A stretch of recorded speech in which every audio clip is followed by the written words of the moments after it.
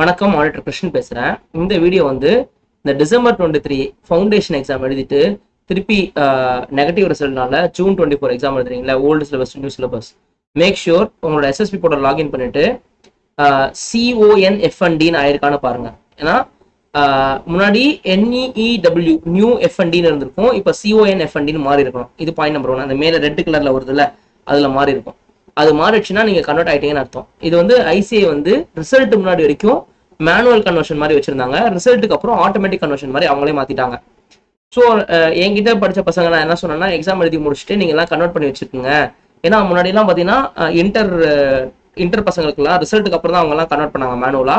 அப்போ கன்வர்ஷனுக்கே 3-4 நாள் ஆச்சு அப்ரூவ் ஆகிறதுக்கு. அதுக்கப்புறம் சிடிஎஸ் போர்ட்டலுக்கு லிங்க் ஆகிறதுக்கு 2 நாள் ஆச்சு. அதுக்கப்புறம் அவங்க புக்ஸ் ஆர்டர் பண்ணாங்க. அந்த மாதிரி 15th 16th ஆஃப் ஜான்வரியில புக் ஆர்டர் பண்ணவங்களுக்குலாம் கிட்டத்தட்ட ஒரு மாசம் ஆக போகுது. சில பேருக்கு இன்னுமே புக் வந்து சேரல. அந்த மாதிரி ஒரு நிலைமையில இருந்ததுனால நான் முன்னாடியே ஃபவுண்டேஷன் பசங்களாம் கன்வெர்ட் பண்ண சொல்லிட்டேன். எல்லாருமே கன்வெர்ட் பண்ணி வச்சுக்கோங்கடா, பாஸ் ஆஃப் ஃபெயில் எல்லாரும் கன்வெர்ட் பண்ணி வச்சுக்கோங்க, அப்புறம் பாத்துக்கலாம் அப்படின்னு நான் சொல்லிட்டேன். அதாவது பாஸ் ஆயிட்டீங்கன்னா பிரச்சனை இல்லை, ஃபெயில் ஆயிட்டா உங்களுக்கு இமீடியட்டா நீங்க சீரியஸ் போர்ட்டல போய் புக் ஆர்டர் பண்ணிக்கலான்ற மாதிரி சொன்னேன்.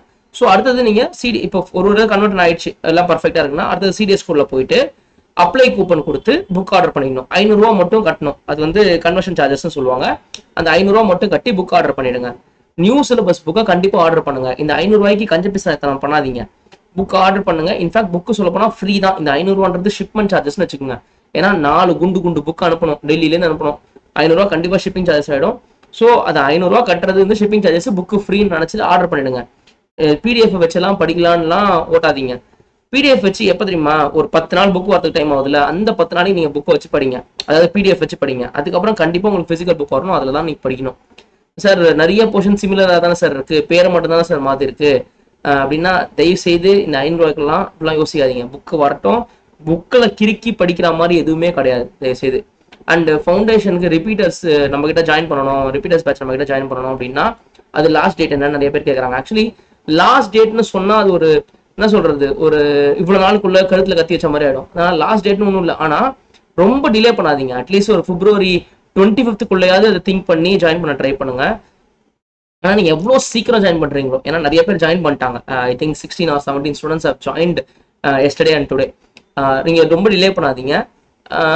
ஏன்னா நீங்க டிலே பண்ண என்ன ஆகும்னா, சாப்டர் வைஸ் டெஸ்ட்டுக்கு டைம் எடுத்துக்கும், அதுக்கப்புறம் 100 மார்க்ஸ் டெஸ்ட் டைம் எடுத்துக்கும், ரொம்ப டைம் ஆயிடும். ஏன்னா நீங்க ஐசிஐ புக்கை படிக்கணும், நியூ சிலபஸ் வீடியோ கேட்டுக்கிட்டு ஐசிஐ புக் படிக்கணும், அதுக்கப்புறம் சாப்டர் வைஸ் டெஸ்ட் எழுதணும், அதுக்கு நடுப்புற ஐசிஐ புக் படிச்சதுக்கப்புறம் நான் கொடுக்குற கைடை படிக்கணும், அதையும் டெஸ்ட் எழுதிட்டு இதையும் பார்த்து படிச்சுட்டு அது டெஸ்ட் எழுதிட்டு சாப்டர் வைஸ் எழுதிட்டு 100 மார்க்ஸ் டெஸ்ட் டைம் ஆயிடும்.